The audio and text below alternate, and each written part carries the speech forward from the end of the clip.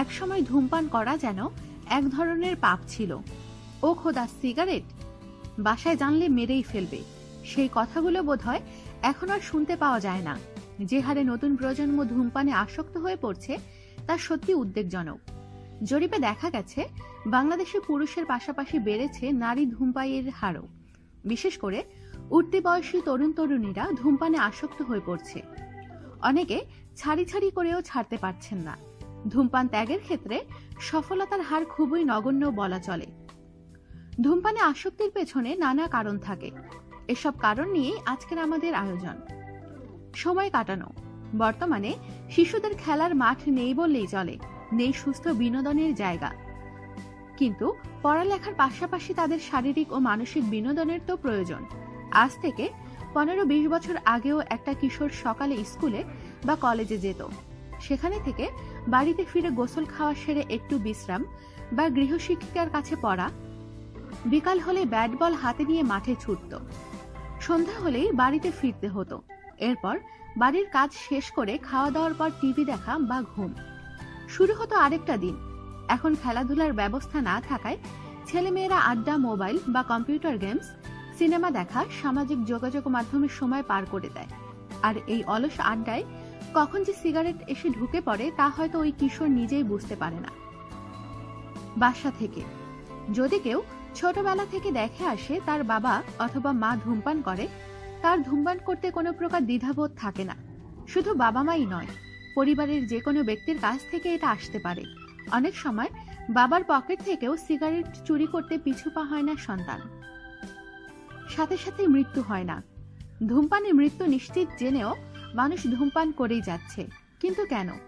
বিষ পান করার সাথে সাথে মানুষ মারা যায়, কিন্তু ধূমপান মানুষকে ধীরে ধীরে মৃত্যুর দিকে ঠেলে দেয়। তাই অনেককে বলতে শোনা যায় যে ধূমপান করে তো কাউকে মরতে শুনিনি।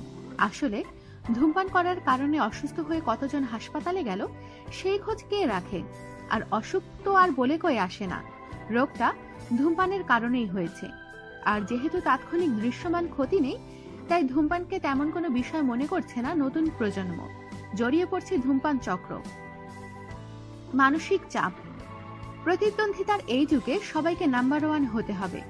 এত চাপ একজন কিশোর কিভাবে সহ্য করবে? অজ্ঞতা, হতাশা জর্জরিত হয়ে কিছু একটা খুঁজতে থাকে যা তাকে সঙ্গ দেবে।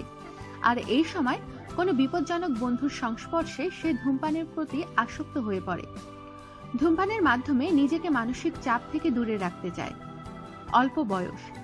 সাধারণত অল্প বয়স্ক ছেলেমেয়েরা ধূমপানে বেশি আসক্ত হয়ে পড়ে। গবেষণায় দেখা গেছে যে 25 বছরের উপরে সাধারণত খুব কম মানুষই এর প্রতি আসক্তি অনুভব করে। কৈশোর বয়সে ভালো খারাপের ধারণা কয়জনেরই বা থাকে, আর এই সময় নিষিদ্ধ জিনিসের প্রতি ঝোঁক হয়ে থাকে সবচেয়ে বেশি। সাহস দেখানো ও গ্রুপে মিশে থাকার জন্য। বয়স কম, উত্তেজনা বেশি।